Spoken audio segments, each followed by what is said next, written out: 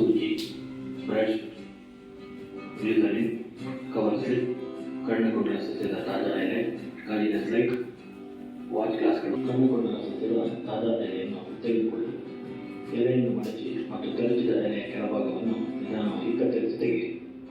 ಕತ್ತರಿಸಿ ತೆಗೆದ ತುದಿ ಭಾಗದಲ್ಲಿ ಬಣ್ಣರಹಿತವಾದ ಭಾಗವನ್ನು ನೋಡಬಹುದಾಗಿದೆ. ಸೂಕ್ಷ್ಮ, ತೆಳು, ಪಾರದರ್ಶಕವಾದ ಹೊರಡನ್ನು. ಆಗ ಹೋಗುವ ಮುನ್ನ ತಾಯಿ ಹೇಳ್ತಾಳೆ ತನ್ನ ಪತಿಗೆ, ರೀ, ಮುಂದೊಂದು ಜನತೆಗೆ ದಾರಿದೀಪವಾದಂತಹ ವಿವೇಕಾನಂದರು ಚಿಕಾಗೋ ವಿಶ್ವ ಧರ್ಮ ಸಮ್ಮೇಳನದಲ್ಲಿ ತನ್ನದೇ ಆದಂತಹ ಛಾಪು ಮೂಡಿಸಿ ಇವತ್ತ ನಿಮ್ಮ ಅಧ್ಯಾಯ 2 ಭಾರತದ ಪ್ರಾಕೃತಿಕ ಲಕ್ಷಣಗಳನ್ನು ನೋಡೋಣ. ಯಾವುದು ಯಾರಂತ್ರಿ? ಹೇಳಮ್ಮ. ಭಾರತದ ಪ್ರಾಕೃತಿಕ ಲಕ್ಷಣಗಳನ್ನ, ಭಾರತದ ಭೂಸ್ವರೂಪಗಳನ್ನ ನೋಡೋಣ. ಇದು ಜಗತ್ತಿನಲ್ಲಿ ಅತ್ಯಂತ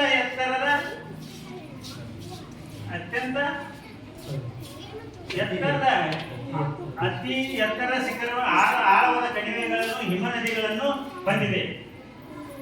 ಯಾವುದು ಇಟ್ಕೊಳ್ಳುತ್ತೆ? ಮೇರು ಇಟ್ಕೊಳ್ಳುತ್ತೆ. ಮೇರಿನ ಕಾರ್ಯ ನಿಮಗೆ ತಿಳಿಯುತ್ತೆ. ದ್ಯುತಿ ಸಂಶ್ಲೇಷಣೆ ಇದೇನು?